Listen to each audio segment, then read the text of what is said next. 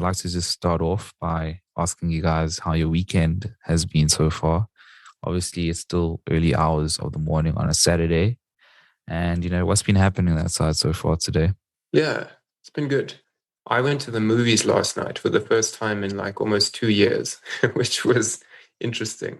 And it was like such an experience, even though, we used to go to the movies like every weekend back in the day. So that was my weekend. I can't complain. I can't imagine actually going to a crowded theater at the moment. It kind of seems like when I was a kid, it would have seemed so normal, but now it's like all that fear of going out into a public places. Our brains have changed.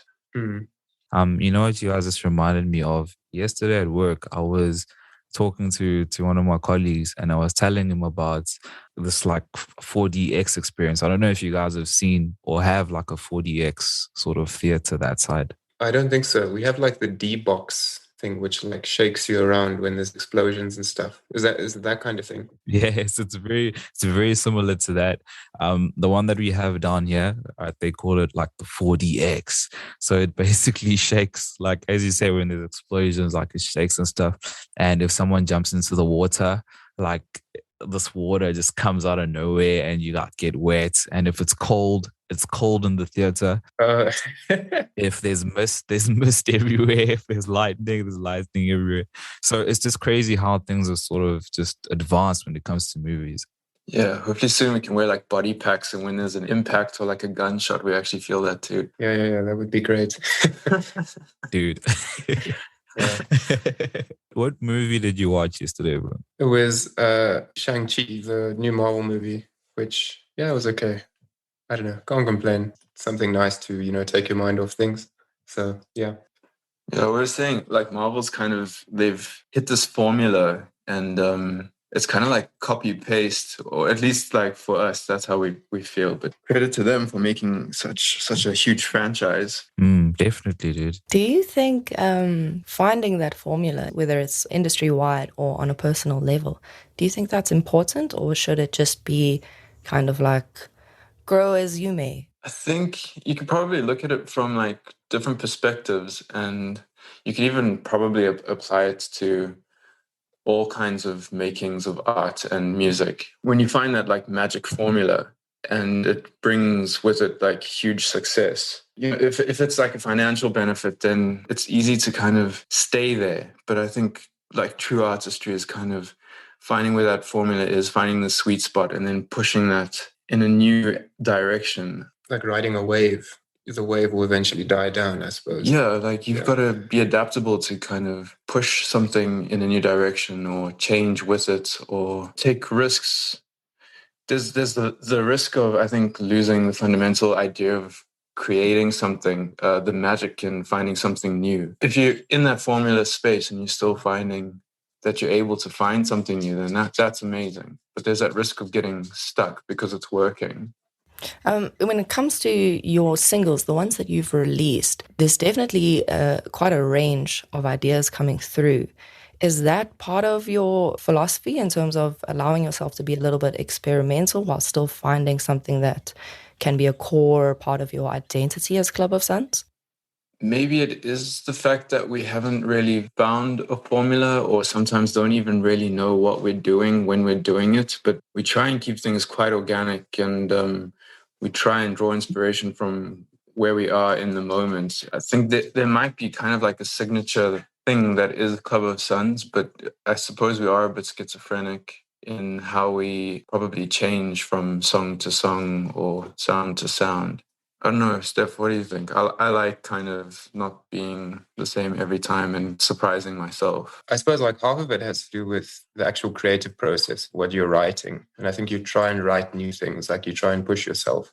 But then the other half is also like the technical side of things. Like you find a new producer and he has a certain way of doing things. And then, if you sort of resonate with that, then it's like a double effect of, things end up very different. But yeah, you still keep the core, I suppose. I don't want to sound like we've got like this thing like wax, like we're completely unique in every single thing that we put out, because Steph saw me playing two songs one after another, and he was like, haha, I've caught you out. Like the chords are exactly the same, you just do it differently. And I think that there are themes in the singles that kind of like, if you read the lyrics, there's kind of like a little interwoven story that's thread throughout. So we definitely do have the formulas. How do you guys sort of, decide on the kind of, songs that you guys end up releasing? Like when it comes to, the creating or the creative process of that, considering that there is three of you, is this something where all three of you have some sort of input, or is it sort of like one of you guys comes through to band practice and is like, hey guys,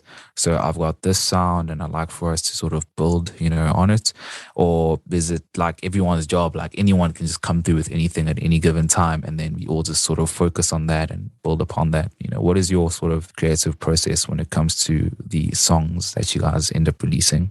Yeah, I think for me, it probably starts with Matt because he writes most of our music. If Matt plays me a new song, you can always tell if he thinks it's got potential to be something great. And then maybe it goes on to me and also Isak, who's the other member of the band who can't be with us today. Then we do give a bit of feedback. And then there's probably a third bit of feedback that comes from the producer as well, who says, no, that's great. I think I have another angle for this. I think it is like a bit of a process.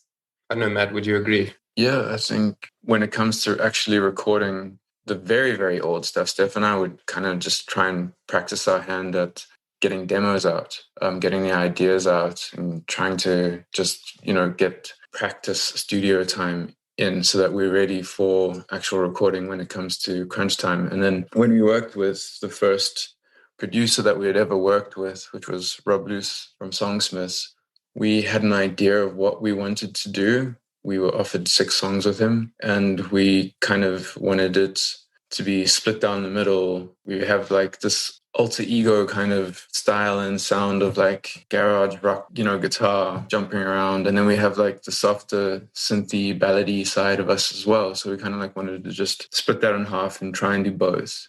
Then when I met Paul from Bad Future, that was more of like an interview style where I had to present him with several songs and he was like, oh, I really like this one. Can we work on it? And then we've since worked on a follow-up, which we'll be releasing a bit later.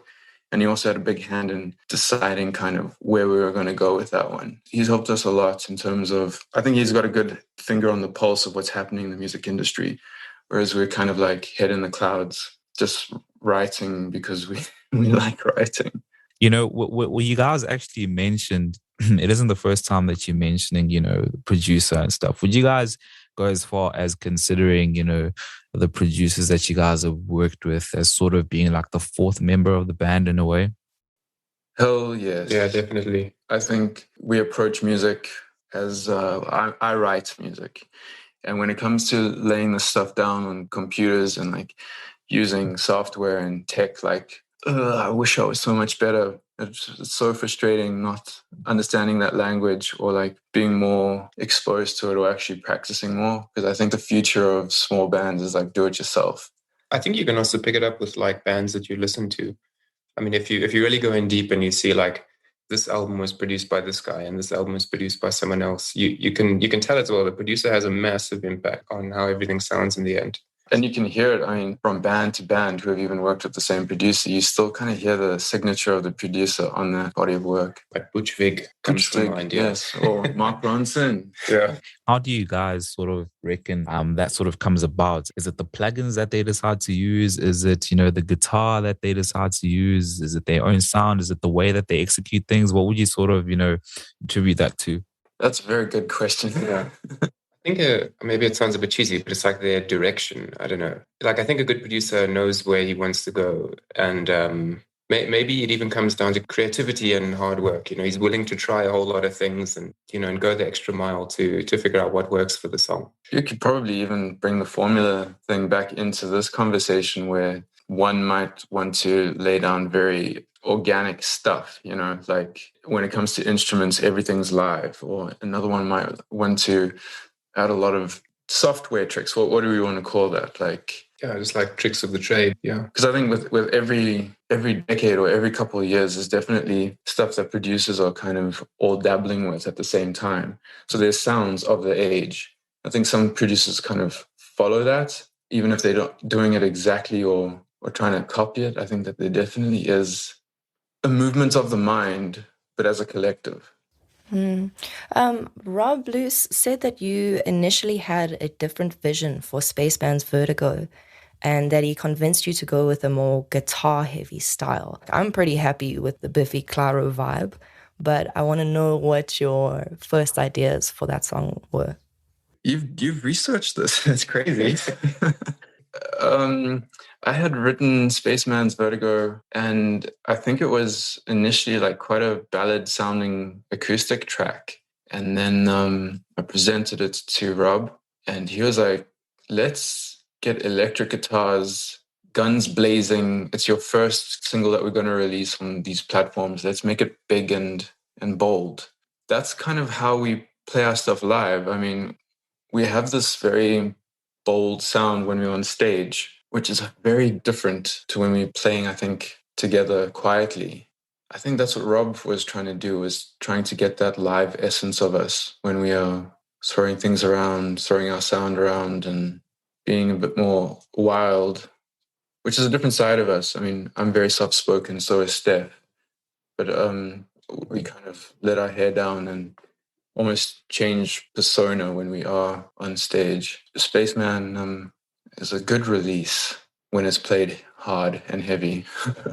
So, in terms of your approach to live performing, is it more of trying to replicate the studio album sound, or do you have like a live version of your repertoire?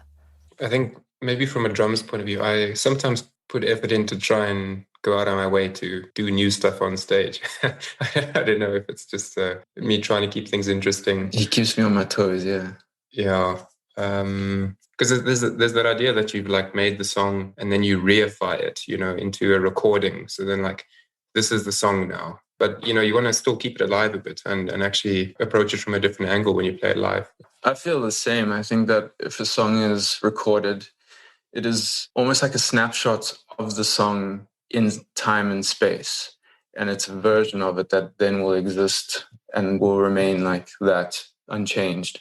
But when you perform live, I might feel something heavily in the moment, and you're able to express that through the song. And the song is this like living, breathing kind of organism in itself that can change from time to time and space to space. I mean, sometimes I do play Spaceman. I go back to it the way that I had envisioned it, and I play it softly.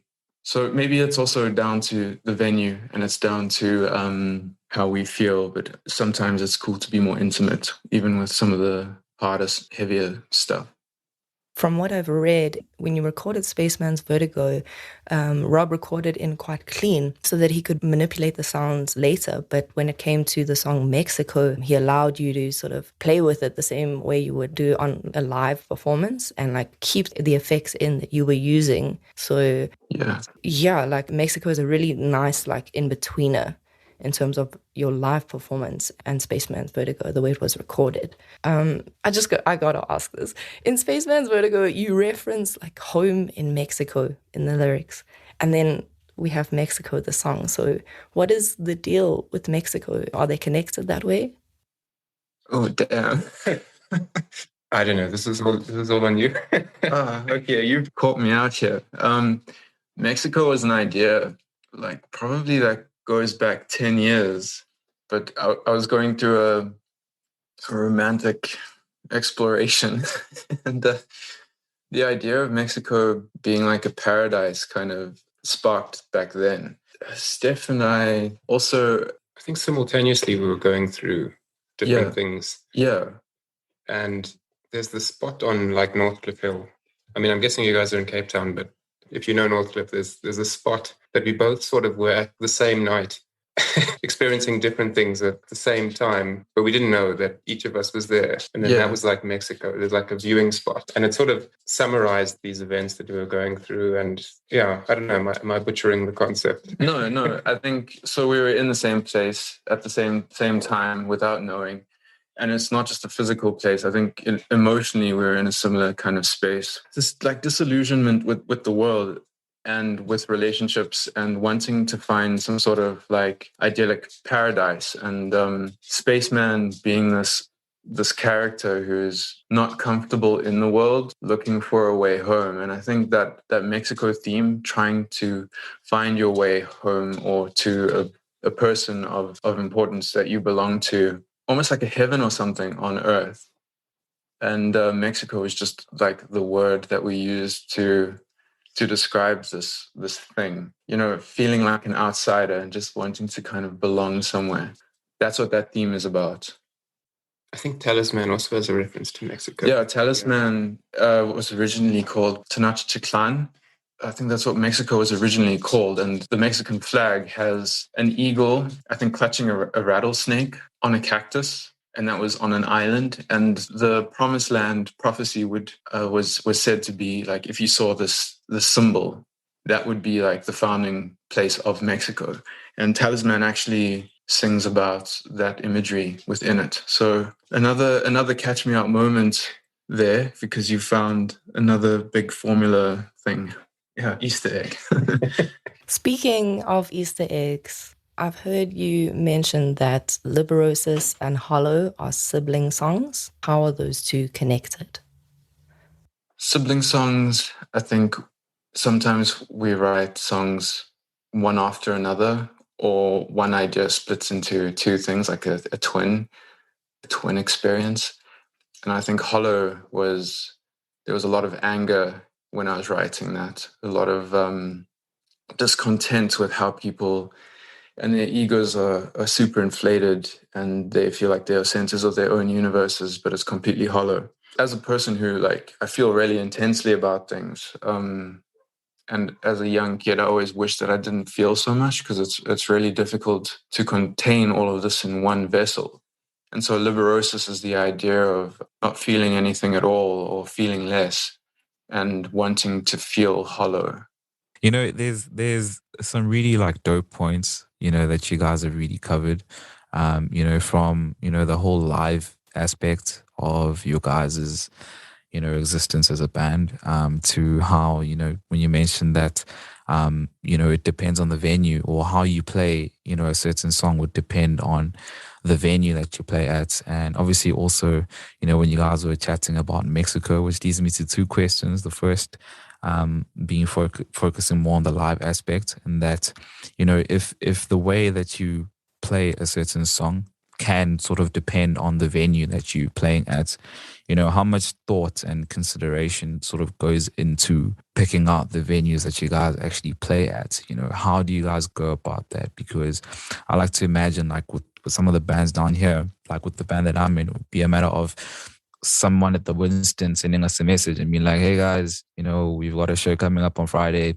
You guys keen to come? We'd love to have you pull through. And we're like, yay, we're going to come through. And that's that. So is it sort of as easy as that with you guys, or is it more planned and sort of structured when it comes to playing live sets?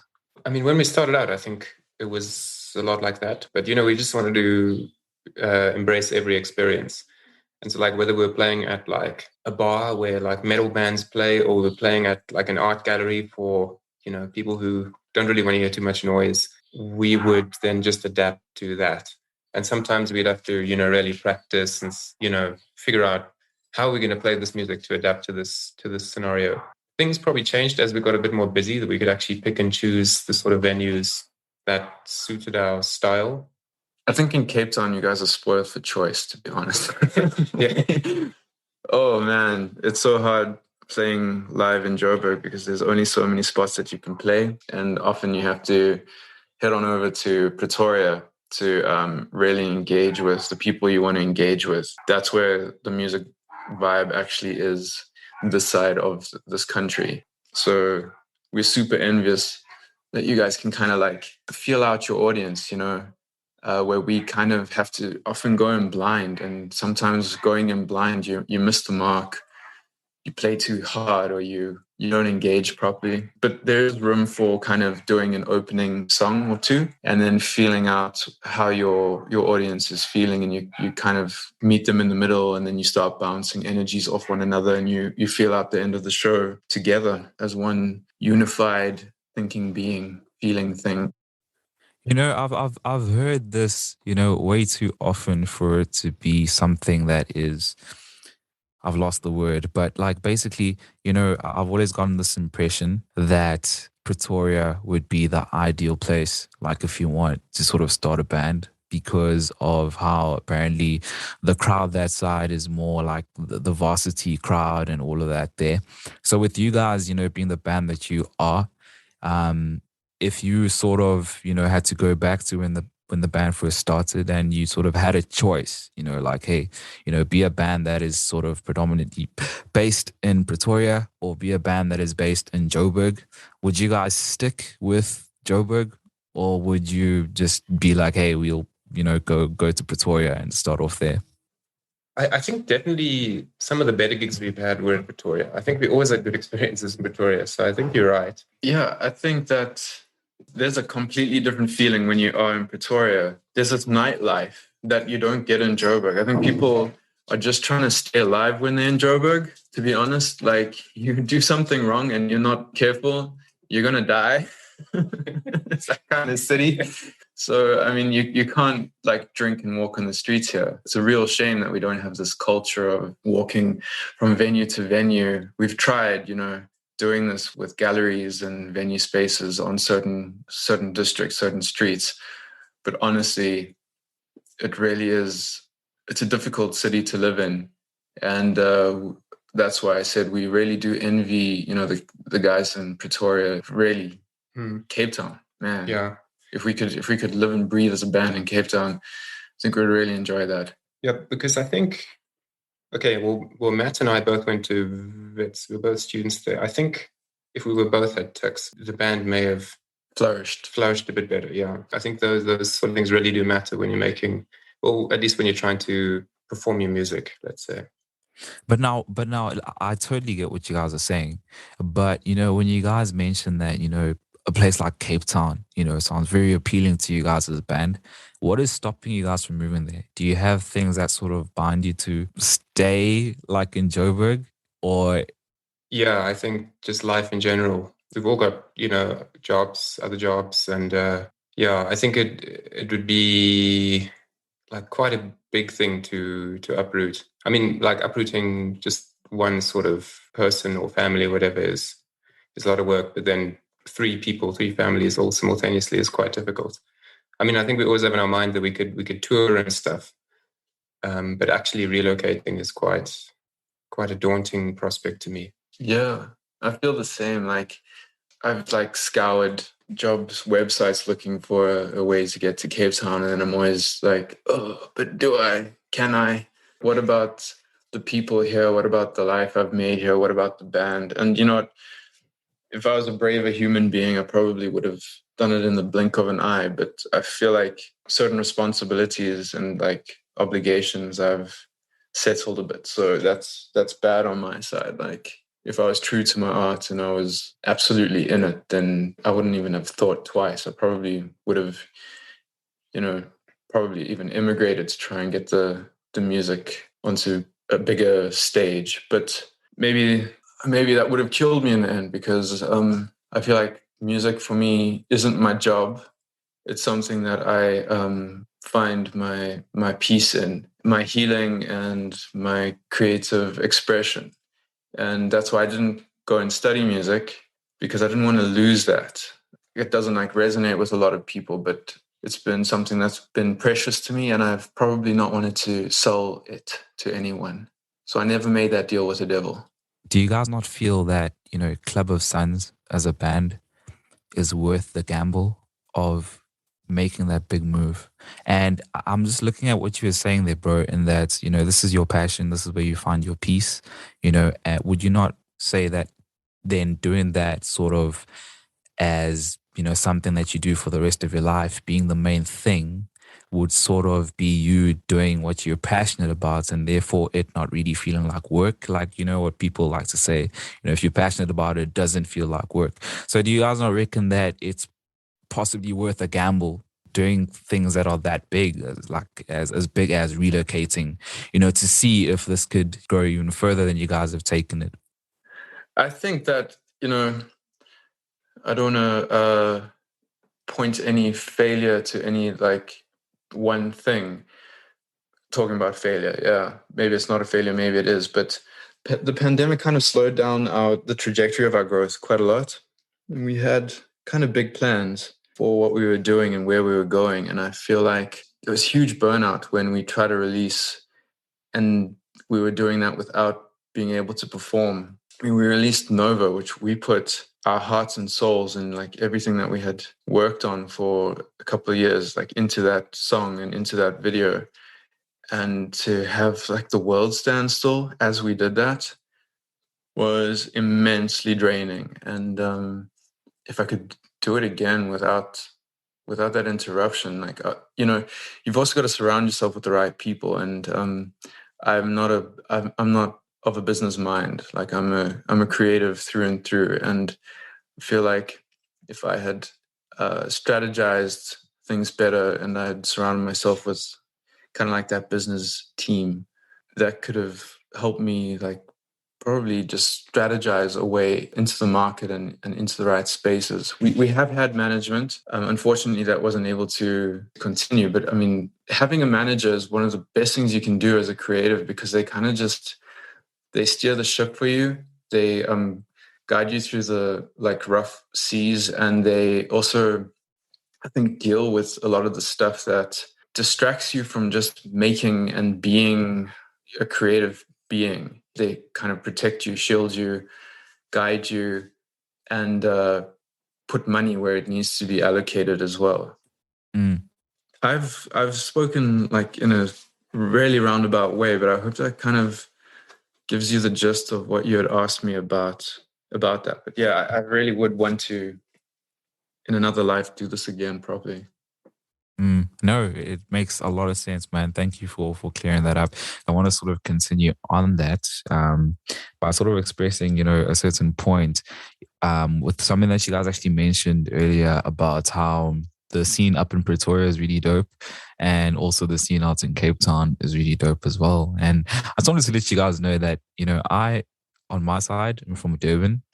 Meags on her side is from Joburg. And I must say that I am also very much under the same, not really impression, but I also view Cape Town as like the holy grail, because of some of the things that, I've heard many of the artists that have come through say about it. Like I remember one of the episodes, I think we had the Medicine Dolls, and they were literally saying that there's literally a venue to gig at in every street out in Cape Town. And that is one of the things that you guys mentioned, and that there's so many options out in Cape Town.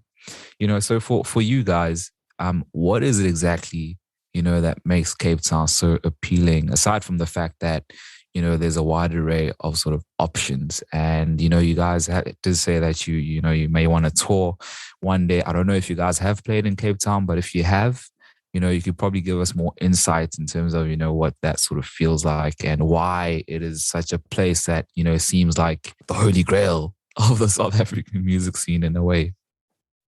So I guess, well, to answer your one question, we actually have not gigged in Cape Town. As far as we're aware. Yeah, we've not made it there. But I think it's like a psychological thing. I mean, Joburg to me seems like, and I think Matt mentioned this, it's like the place to work kind of thing.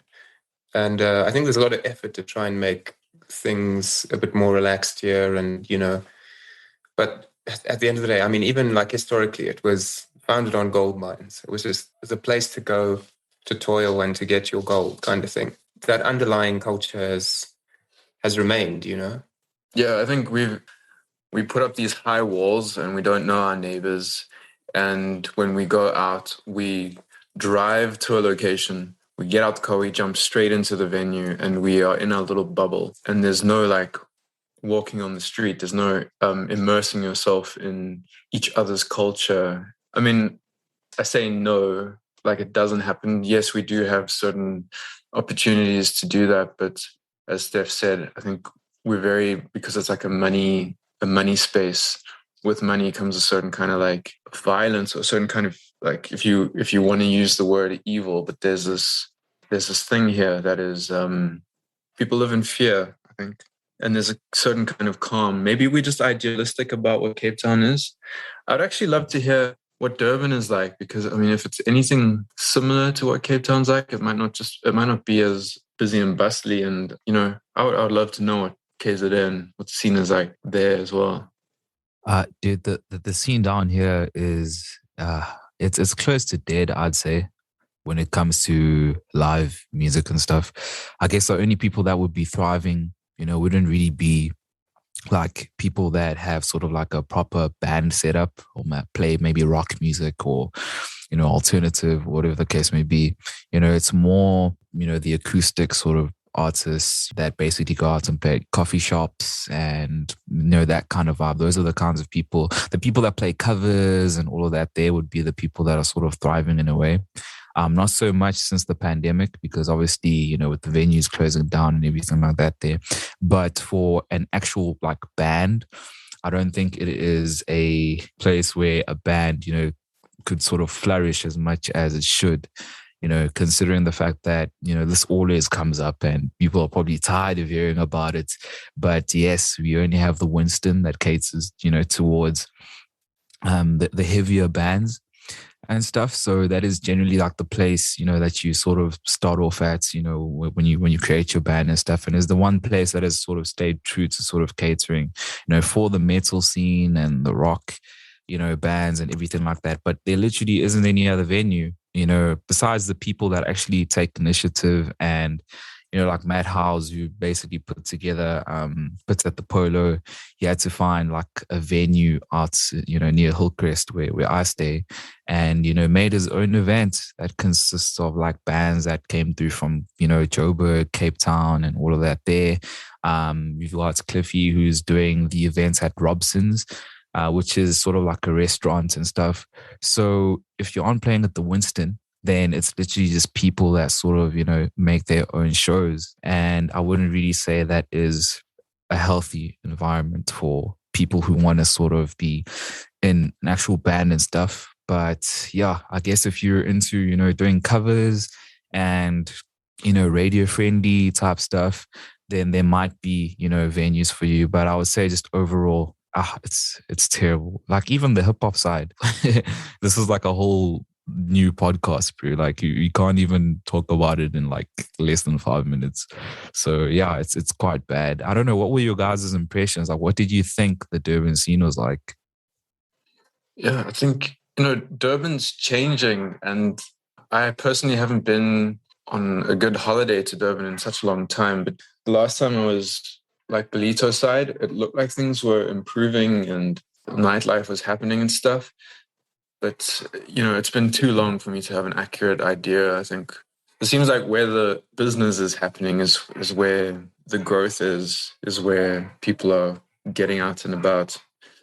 I sound like I'm contradicting myself because I say that, but Joburg's battling with that as well. We're also having real difficulties with venues that are known for holding bands of different scales, so like from beginners to like your real established bands, and venues kind of not paying bands, not paying their staff. We want to, be responsible with that kind of thing as well. Like we don't want to play at a venue where the people there aren't being supported. And this bring your own crowd thing, I've used the analogy of if you were a chef and you got employed by a restaurant and they said, we'll only pay you if you bring, say, like 30 guests or whatever. You can do that once or twice, but you burn out your guests very quickly because there's only so many that that you can invite. So I don't know if all the venues here have kind of marketed themselves well enough. I don't think, the small festivals are really happening as much. I think the metal scene kind of like was getting it right. We were actually playing at a lot of metal shows, which is really weird because we completely the opposite of that. But we were like the opening elevator music before the metal. Yeah, we were like the background cafe guys. Yeah. But yeah, it's good that you guys are interested in what the scene is like this side as well, because I just feel like it can bring about awareness. It could even spark, some change if someone is listening to this and is like, hey, I want to take initiative and maybe change or make some sort of change and stuff. Even the big guys don't come here anymore. This is another thing that I say all the time, and this is my last point. But like the last big show that we had down here was Ramfest. I think it was Ramfest 2013 or 2014. And that was when like Rise Against came down and Bring Me the Horizon came down and all that there. Besides that, you'd have Splashy, but that's like a given. So yeah, that's pretty much what the scene is like, this side. But yeah, just sort of go back to the initial points. Cape Town really seems, to be like the place to be, I'd say. Let's start a super group. We'll all move down to Cape Town and we'll jump on the bandwagon, as it were. Let's go for it. Yeah, let's just do this. Oh yeah, we can even have like a mashup, Club of Sludge. Club of Sludge. That sounds like a filthy mashup. I love it. So, all things considered, how would you each describe your perfect gig? I think one where the crowd is there to enjoy music. I mean, it sounds obvious, but a lot of crowds sort of might just go to gigs to, like a lot of these venues will offer food or whatever. They'll just sit down and listen to you as background music. But I think the perfect gig is where you have fans there who are listening to you, who interact with you. You can sort of form a bit of a conversation with the crowd, like an abstract conversation, let me say. To me, I think that's most important. Yeah, I think the best gigs we've been to as a throuple or a couple as a band, we've seen some of our favorite international acts, but that was, years ago, I suppose. And those were the most majestic moments musically for us. Those were the moments that caught our attention as musicians and drove us to want to kind of pursue that way of presenting what we created to a larger audience by way of gigging and getting up on stages and engaging with people. The name Club of Suns, the genesis of that name is, we try to make music that's for us, comes out of us, but we hold it very lightly. We write the stuff that's for everyone else as well. Or, maybe I'm being idealistic, but we want to make like a safe space of enjoyment where what we've witnessed just as, civilians in a crowd watching our favorite acts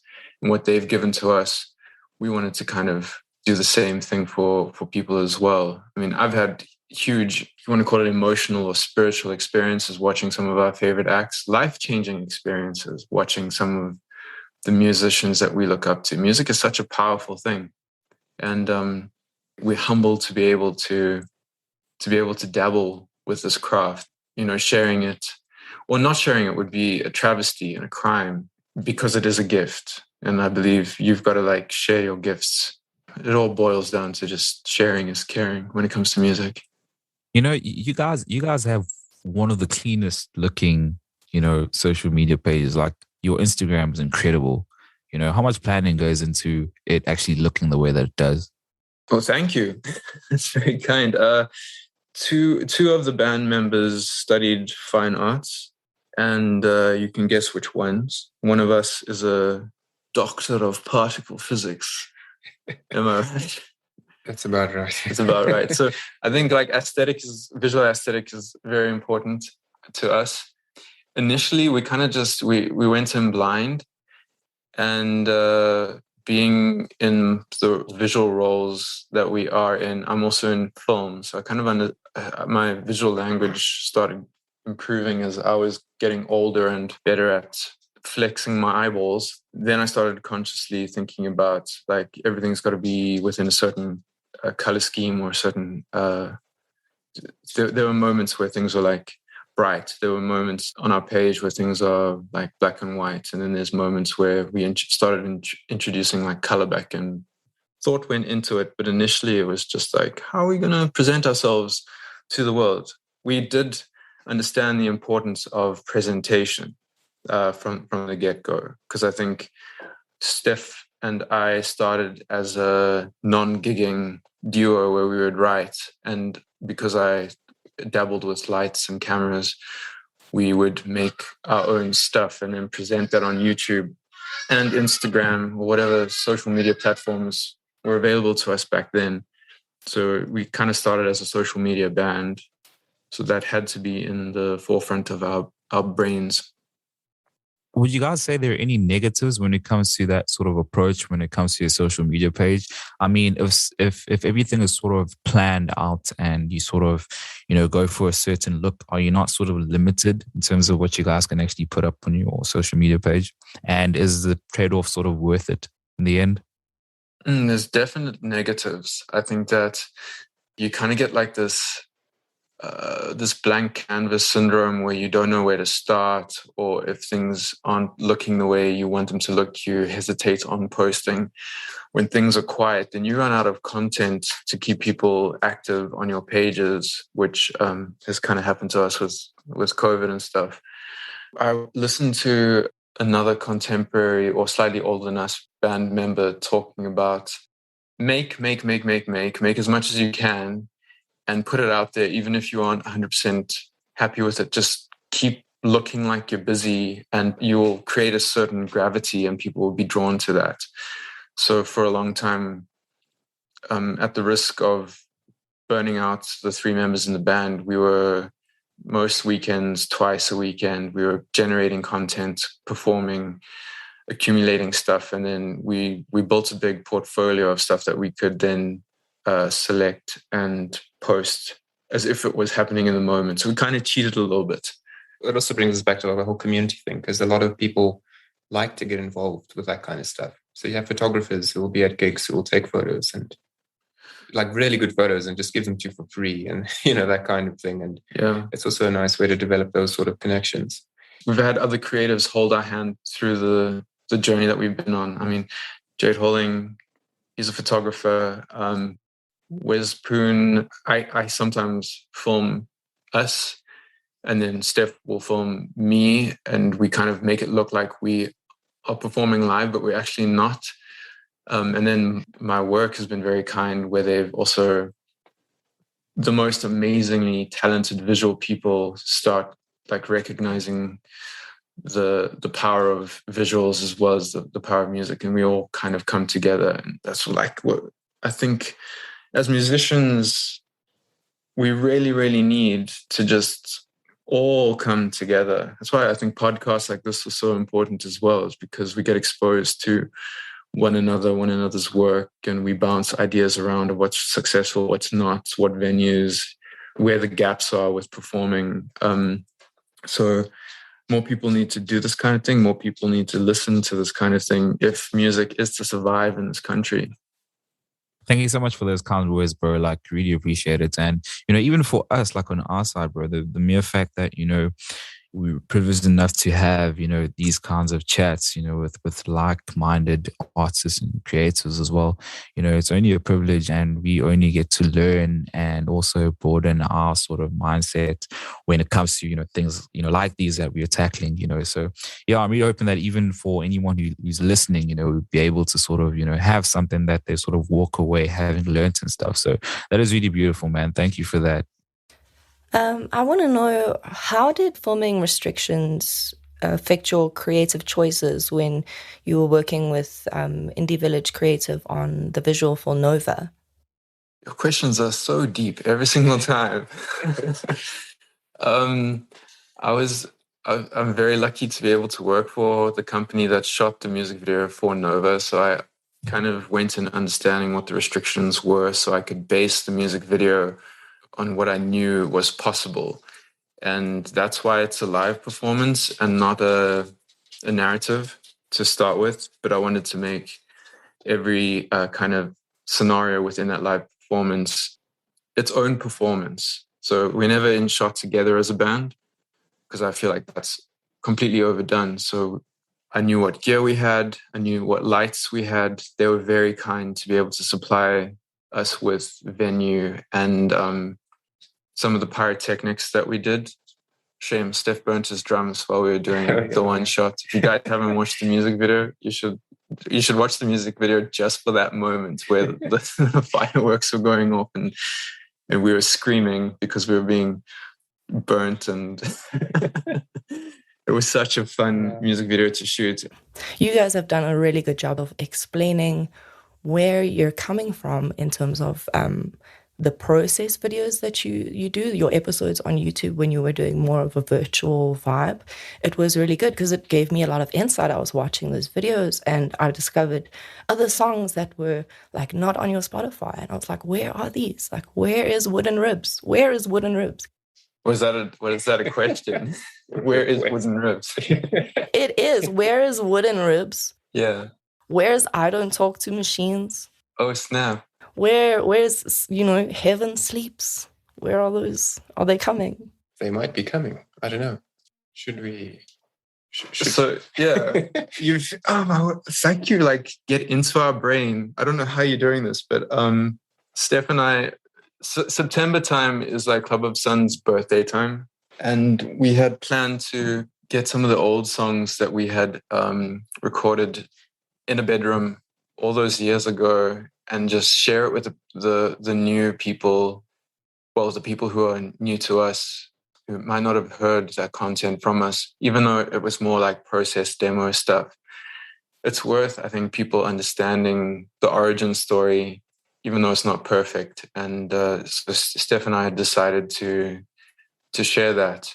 And here's our little spoiler, announcement, but we've gotten those songs back out of the archives and we will be sharing them again. I can't remember, did we put Wooden Ribs on there? Wooden Ribs, I don't think is on there. So we'll have to find another. I'm going to have to do a separate release. Maybe we can do a new version of it or something. Bonus track, guys. Bonus track. Untitled. Yeah, bonus track. I'm so glad that you enjoy that. And thank you as well. I mean, it really means a lot to us that you've really invested time and thought into, not only the new work, but the stuff that goes back all the way to the beginning. And I Don't Talk to Machines, that is like a fan favorite from when we were starting out. So it's an interesting one. You need to elaborate on that because I know it's an older one. It's got this awesome two-door cinema club, block party vibes going on, and like it's awesome. And looking at it now, listening to it now with like new context, it's speaking about things that are still very relevant, but maybe like with a different lens. Yo, it's such a crazy story. I Don't Talk to Machines was, you spoke about, block party. Stef, I think his drumming patterns like reflect what we were listening to a lot back then. I was listening to like Arcade Fire, Block Party. So there is that very raw, rough sounding approach to that song. And I've kind of changed it now, but that version still lives and holds its own kind of gravity. The content is also like not being satisfied with society and stuff. And we were lucky enough to be able to record it many years ago through a band called Inca Empire. And Sean actually, he featured on one of the very, very, very early versions of that song. He helped us with it a little bit. It's stayed with us for like 10 or so years.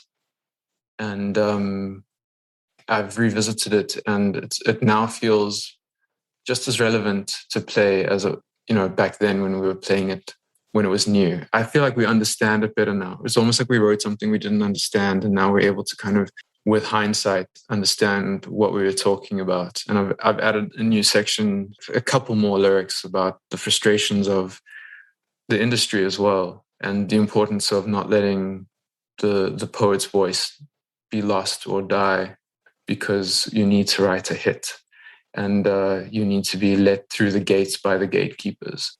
I'm going to have to record this again and share it with everybody. I think that's a great idea. Like you say, there's something else that comes later. It comes with time. So I fully believe in revisiting, and I'm super glad that you guys are planning on digging into those archives and getting something out for everyone. It's awesome. No, I'm just want to express gratitude because I think we've done interviews in the past where it's been very shallow and very like there's been a formula to the structure of the discussion, and I think you guys really go out of your way to engage closer to the roots of what is important to the people making this stuff. And I think as fellow creatives, having discussions about these things are so important because creativity, I think, keeps people alive. humans are drawn to creating. And if we're able to build creativity together, it's super important. It drives society forward. As much as people think technology and money does that, like, people have hearts. We're not machines. I don't talk to machines, you know. We're humans, and we just want to tap into humanity and the energy and the spirit that is human. Can I ask a question about your Isolation Loop series? Yeah. Okay, so considering you like to play with a more unconventional song structure, how did you approach those songs in terms of turning them into a loopable format? Unconventional, do you mean like timing signatures and maybe not verse choruses? Yeah. I think like you seldom have verse, chorus. Definitely. My approach to writing a song is let it happen. To quote, is it Tame Impala? No, so on a serious note, I think what is essentially important is like the story that you're telling. And if the timing isn't helping, if you're trying to, you know, contain it within a formula that is sellable, then that's not right. I think you've got to be adaptable. And when it comes to the isolation loops, I think it was meant to be intimate because people were feeling afraid and vulnerable and alone. And making a song in isolation and bringing it to people, you kind of take something and you tenderly caress like certain feelings that are translated into melodies and notes and harmonies, and using your instrument to build like a palette of color rather than just an explosive noise. There's room for explosive noise and explosive energy when you are in a big group. But I think being delicate is very important as well when it comes to kind of grabbing the attention of your one-on-one audience. So it's just a different way of tapping into that kind of spirit. I'm sorry guys if I'm being quiet. I'm just really enjoying listening to you guys speak. Like, you guys have, you know, the best content, the best voices, and I've just sort of zoned out. It's beautiful. It's beautiful. You guys are amazing. Look at us.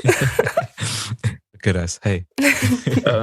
Thank you. No, from a tender, loving place, like we're very grateful, and we just like we feel really honored. So I think we're really enjoying just expressing ourselves with you guys. Hey, we are super grateful as well. Like, thank you guys so much for even granting us the opportunity to chat to you guys, and the fact that you guys are actually willing, you know, to answer the deepest questions, you know, coming through from me side as well. You know, we're really privileged that we're getting some, you know, some of the Easter eggs and all that there. Major privilege. So thank you guys so much actually for that. I've seen Club of Sons described as a cerebral project too many times not to have this many questions. We just feel like we're lucky enough to have people who engage with the cerebral stuff on that kind of level. Like, it's not every day you always encounter listeners, but they kind of ingest what you're doing very, very passively. I mean, when we release the songs, we kind of want the audience to dig a bit, because lyrics are so important to me and concepts are really important to me. So when you present something, there should be like levels that you can extract your information or your messages that you put into your artwork. And you've done a lot of digging. I really love it. Yeah, for me as well. This is fantastic. Can I dig a little bit deeper into the past, because I need to know about Vagus Nerve. Oh wow! Mm-hmm. Who came up with this name? It was Matt. Yeah, Matt has all the bright ideas. Matt, what is Vagus Nerve? Oh no! What is this? Wow! You're on another level. Vagus Nerve was Stef and I's our very, very first band, which was called the Pioneer Column, when we thought we were the dopest shit on earth. Yeah. We had a little breakup as a band, and Stef and I went on our own as a duo, and we formed this thing called Vagus Nerve. And if you want to know what the vagus nerve is, it's this really important nerve that kind of controls a lot of the metabolic stuff in the body. And I had a situation in my personal life where someone was battling with cancer, and then they had vagal nerve issues. And like, music's always been very cathartic for me, and Stef kind of like held my hand through a devastating period of my life. And we decided to call the project something that, the trauma, not being a victim of the trauma, but like learning from it, and learning how to grow from what we were experiencing. So music essentially saved my life, and vagus nerve was, I suppose, the early like starting point of my growing up and my facing very early adulthood, just trying to live, and music helping me through that. Steph also went through some personal traumas at a similar period, and it seems like we made a lot of music out of a very traumatic space. I don't really have many close friends, and the band was a friendship and a space for me to kind of just be who I needed to be. And I don't know if Steph felt differently, but yeah, that's what it was for me. When these things come together, there's always connections as well. I guess on a lighter note, there was a nice connection with Vegas. I think we were going through a bit of a Killers phase. And I think we both went to see the Killers live, and we liked that idea. I think for me personally as well, also on a lighter note, is so I think we both have something called synesthesia, where I think it's mainly colors. We associate colors with things. And to me, like, vagus nerve is such like a colorful pair of words that it just all made sense together at that time to construct the vagus nerve as a band. Yeah, sometimes Steph and I, in describing sections of songs, we didn't have like the language to say this section because it was still like abstract and stuff. And I would be like, that purple bit where you can hear like the dolphins in the water, and so we yeah. Well, like, no, that bit's too beige. We don't write brown music. Yeah. Beige music. I wonder what a beige song would sound like. There are many beige bands, and usually cover artists cover beige bands. Yeah. Just saying. Guys, why are we so against cover artists? I'm not saying we don't have reason to be. I just want to know why. Yeah, I think there's a sacred space when it comes to covering a song, and that's why we do so very few covers. And I take my hats off to people who are cover artists and they make a living out of it. It's something I could never do from a personal space. I see certain songs as sacred works of art, and if you are going to interpret it, you really you gotta like come at it wholeheartedly and not just try and do a light performance of it. I think one of the best cover artists or person who has done cover songs is Jeff Buckley. And if you listen to how he reimagined it's hard for me to talk about it because it's been so overdone since Jeff Buckley did it. But Hallelujah, then Cohen's original song, he made it his own. And if people kind of go all the way back, they don't know the origins of where that stemmed from. They just know like this really beautiful, melodic, and overdone now piece of music where you see people like doing it on Idols, and it's even, it's got its place. I think covers have their place. I really don't want to knock covers. But we've done covers after all. We've done non-standard covers. Yeah. Like Lana Del Rey.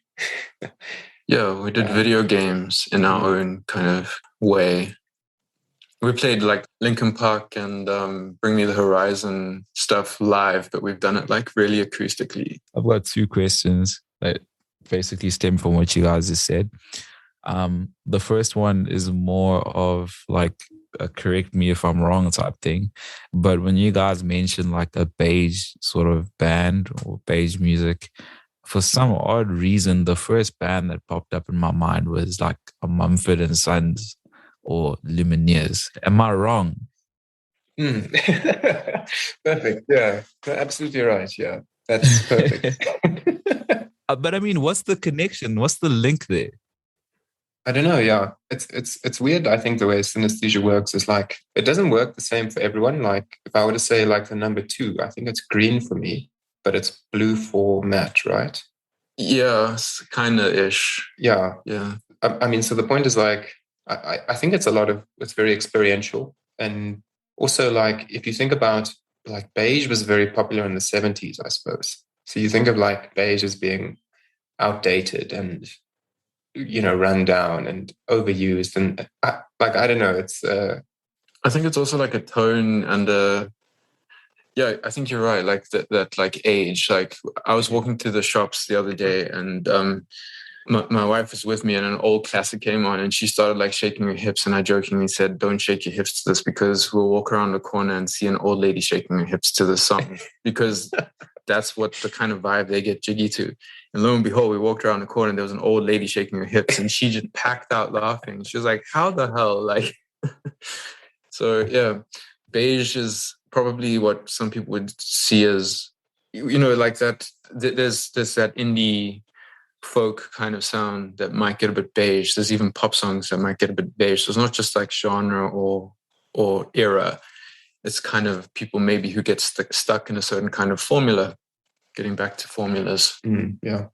That was really well said. And something else that you mentioned there was, when you guys were talking about like, artists that you like covers and stuff, and you mentioned that, they end up being, songs that end up being overused on things like idols and stuff. I guess my question is, what is your guys' thoughts on, things like idols and talent search type things? Do they serve any purpose right now? Are they necessary? Especially just focusing on the South African music scene. Like, does idols serve any like purpose in driving the music scene forward in South Africa?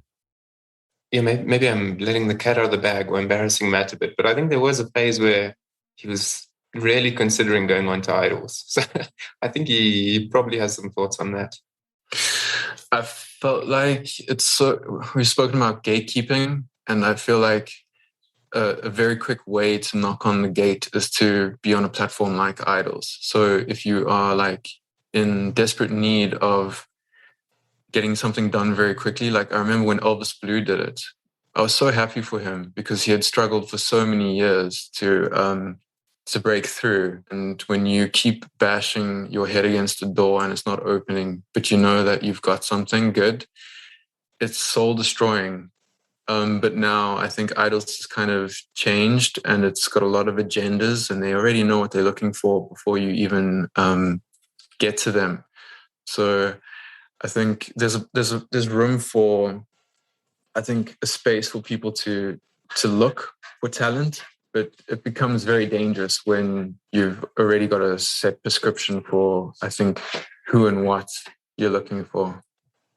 Would you say it's a similar vibe for things like, open mic, sort of sets? Like, are they sort of similar, or would you say those sort of help, considering just looking at them holistically? Yeah, I think open mics have like good and bad qualities to them. So an open mic would generally be people looking for like an acoustic guitar 3-song performance kind of thing, and it's very short-lived, and you don't really get to express yourself. But I think for, as me and like Stef, when we were starting out, back when Tan's Cafe was doing their talent evenings and stuff, that was how we broke through into playing live on stage. Yeah, like you can't really buy experience, and I think it's super important to get up in front of a stage and get used to that. I guess I was probably lucky because when I was young, I was used to play music in front of church. Like you can't buy that experience, sitting up every week and being in front of a crowd playing music just helps you, get used to that whole idea. And open mic nights are perfect for that kind of thing. I want to ask, if someone was wanting to do a Club of Suns cover, which song would you really enjoy? And should it be trying to get it as close to the original artist, Club of Suns, as possible, or a like deconstructed revision of it? I think I would be very self-conscious if they tried to replicate what we did. I don't know how you'd feel, Matt, but like maybe they'd even play things better than us, or Yeah, you'd rather want them to do something new. I mean, that's my feeling. I feel like I'm a terrible musician, and I would love to. Maybe this would inflate my ego a bit, but for like someone to completely change it, rework it, and be like, "This is how it should have been done, Matt.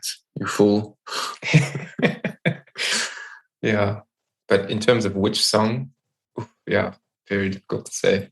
Yeah, I'd love to hear like an orchestral or like a church organ version of Hollow. I think that would blow my brain. Yeah. Well, for me, I'd say Mexico, because we always struggled to find a direction for that song. Well, let me not say that. I mean, it was always unclear which way to go, and there were so many options. So I'd love to hear somebody else explore one of the other options. I feel like you have a very holistic attitude towards art. You keep saying that you use art as a way to process things. So I'm kind of wondering, do you create as you're going through the things, or is it something that happens in the aftermath? I think it varies. If there's something that happens, like a natural disaster or a family crisis or whatever, you have to deal with it in the moment. And I think that's when things come out of you very organically and very quickly. And you can write a lot in a short amount of time. But I think you've also got like these mind vaults or these like mind palaces where you have a lot of memories hiding away. And a lot of good artists always say like, write what you know. So you kind of take from your experiences, and sometimes those experiences are mirrored or paralleled by artworks or by films or by literature, and you're able to kind of borrow from existing material, and you are able to kind of curate something from personal feelings, but that is already in like the public space. Yeah, and just maybe to add, I wouldn't claim to be as creative as Matt. I don't know how you want to think about it, but when these things sort of happen, these experiences, it's like, if your life is going very well, not a worry in the world, you often don't have a reason to do these things. Like you might sit down, try to be creative, and you think like, what's the point of this? Like, why don't I just go back to watching YouTube or whatever? But when there are these crises, it sort of gives you a reason, and it's weird. You can't really explain it, but you'll work on something super hard because it has a reason, and the reason isn't very clear to you, but it's there. Yeah, like David Bowie was, he would write hits, like let's dance, and sometimes it frustrated him, I think, because people just wanted to hear the hits, and he was kind of addicted to like nihilism and writing from these crazy artistic places. Artistic, I mean, when I say artistic, it's like essence.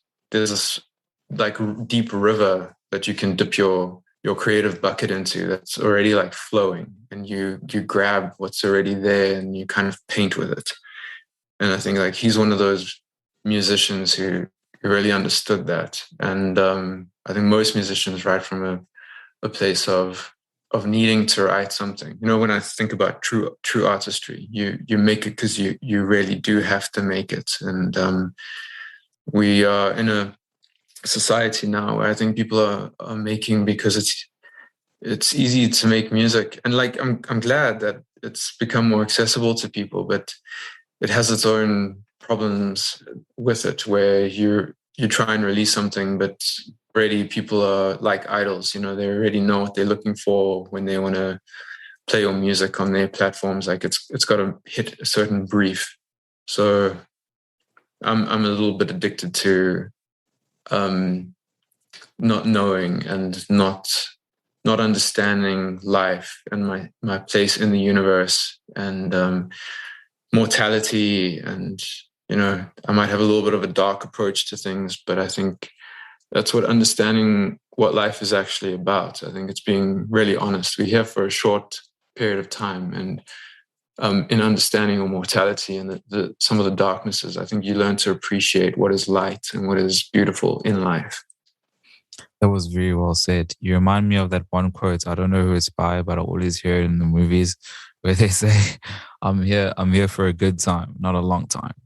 So I think, but basically when there was a time, a while back where you guys had for about a month or so, had Lorenzo fill in for Stef on drums. What I want to find out is, during that time, Matt, obviously with Stef not being there, what did you sort of miss? What did you sort of realize, that, Stef basically brings to the band, in terms of value, and like while he was away, what is it that you sort of missed most? And also on your side, Stef, what was this pilgrimage that you sort of, went on your side?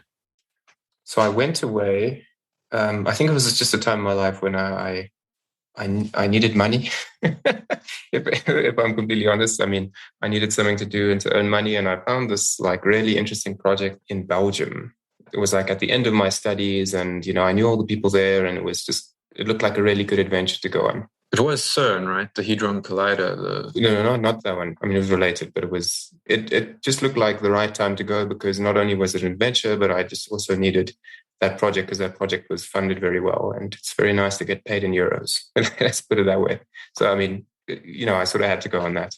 It was hard to let Stef go, but we had momentum at the time, and we understood that, Stef would come back with this crazy experience, and he would come back a different being. I think, playing with Lorenzo, we also played with Eugene for a couple months. So we had two different drummers in a very short period of time. And we realized Stef and myself have had this relationship where we can kind of communicate without words, and we just feel stuff. Whereas working with like a musician who knows their stuff, we had to get a lot more technical, and I had to stick to timing a lot more tightly, and which was a great learning experience, because going into studio and just being able to be metronomic is super important. But sometimes you miss the human of the robot that is Stef, because I can look at him and he can just change direction when I feel like changing direction. And it's also an emotional support. I was a lot timid when I was young, a lot more timid when I was younger, and having someone to step up and do this thing with you makes you feel like someone's got your back. You're a team. You're not doing this alone. And I guess in that same light, just with you, Stef, and what do you sort of value, most about Matt and working with him, over the years? I think it's exactly what Matt was saying, is that connection. It's an unconscious connection, I suppose. And like you said it so well, when we're playing live, he can sort of he doesn't even have to look at me. He just has to sort of turn in a certain way. And and I know what he's trying to signal to me, because, you don't have time to talk about things while you're playing a song. And that, I suppose, just comes from years and years of making music together and spending time together and experiencing life together. And yeah, again, you can't buy experience. So that didn't come for free. And I think that's what carries the most value. Yeah, we've made a lot of sacrifices in terms of time put into this. And a lot of people would be like, but you're not making any money out of it. And I think this is what making art and music, and the essence of that is why it's so important to us, is it's more than the obvious. Someone asked me, why do you make music? And I gave them this very elaborate, this is what my soul needs and stuff. And he's like, no, you just do it because you like being cool, and it's stroking your ego. And I felt like the dude didn't really know what music was, or what it meant to me, at least. And it's hugely relational, but you can't make something over such a long period of time and just expect to make money. I think that's a disastrous way to look at music. That's why we've never sold ourselves. We are aware of the importance of a band making money. We are aware of a band being able to continue, because you can only give so much. So as hard as it's been, there's been immense sacrifices, but I think it's been a journey of just a bunch of friends who are able to come together and create something together. And I feel really honored that I've had a friend who's been able to walk with me these years and do this with me. Because I think if you had to approach someone and like explain that to them, like, this is what I want to do for the next couple of years, they would be like, you're absolutely mad. Like, what's my reward from doing this? Well, I think that type of like synergy and kinship really comes through in the sound that we hear from Club of Suns. Yeah, you guys put so much effort and you put so much intention into your art. So I'm really thankful that you do that and that you do it from the right places. Last question from my side. I've heard you describe Club of Suns as body music. So please, can you tell me what that's about? It's probably going back to the link of the vagus nerve era, where organs in the body shut down or broken, and we write about maybe some of the trauma that we had to face around those things.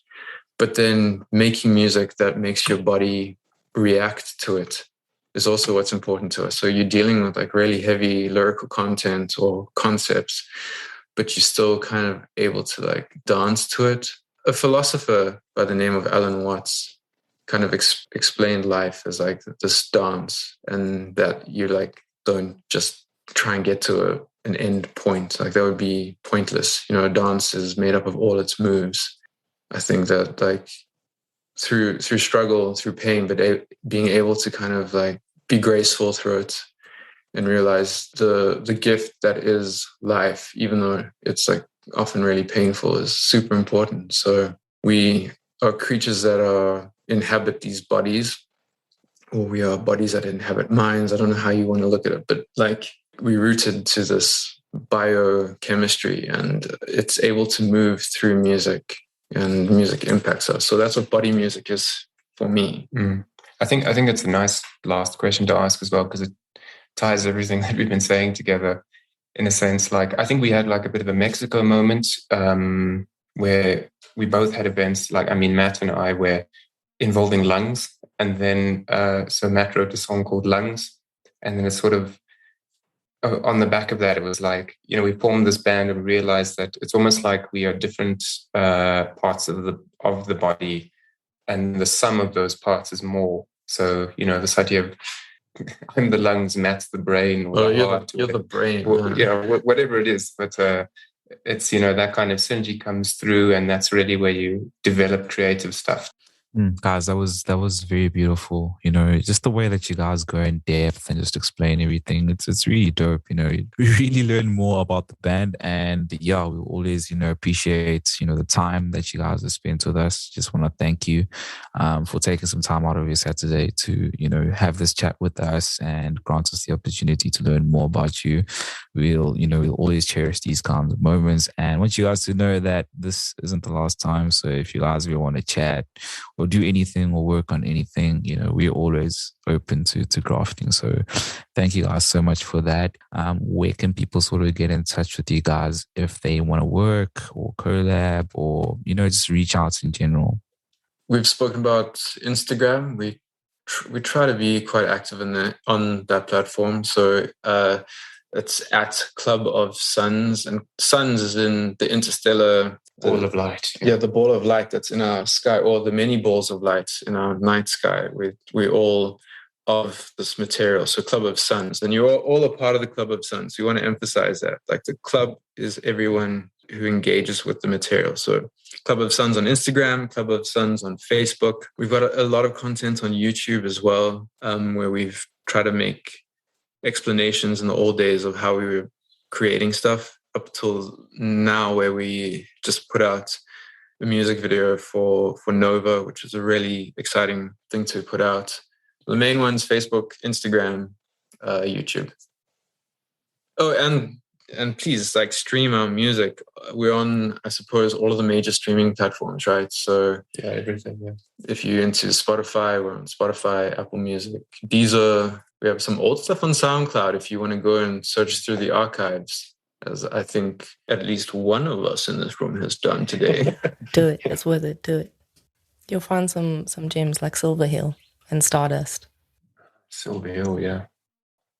It was ages ago, yeah.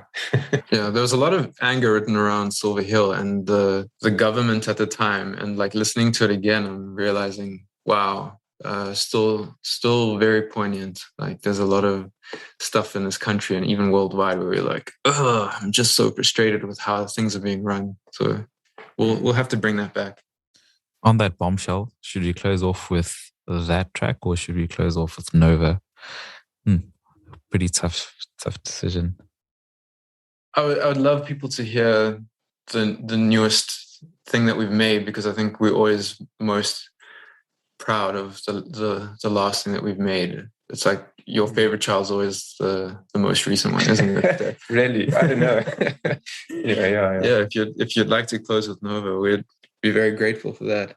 Hey, that is perfect. I'd like to thank everyone that's tuned into this episode.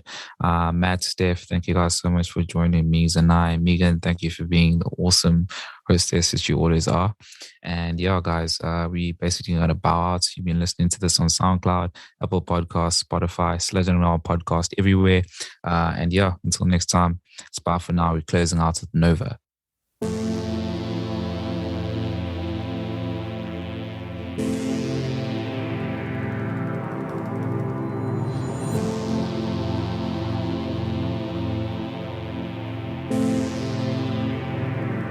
Fighting off the winter blues. That's when I know I'm missing you. Tried so hard to forget you, but your smile shines right through.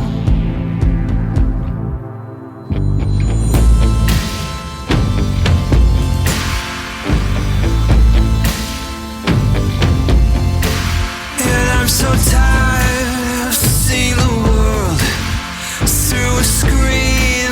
Nothing will own that part of me. Locked it away, so far away. Inside of me, just out of reach. Inside a dream of you and me. Deep down inside I know the universe explodes. In my heart it wants to know the place you call your home in. Can I find my way? Can I find my way back? Can I find my way back to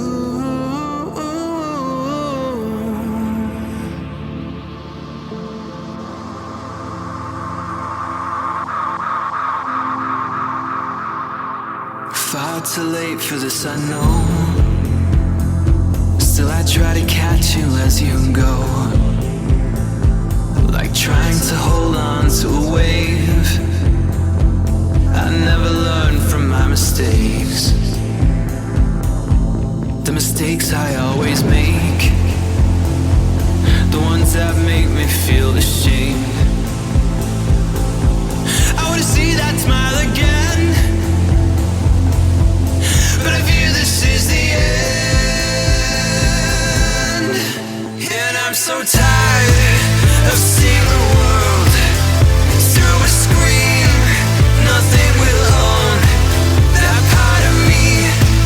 Locked it away, so far away. Inside of me. And I'm so tired of seeing the world through a screen. Nothing will own that part of me. Locked it away, so far away. Inside of me, deep down inside I know the universe explodes. In my heart it wants to know the place you call your home. Deep down inside I know the universe explodes. My heart it wants to know the place you call your home. Can I find my way? Can I find my way back? Can I find my way back to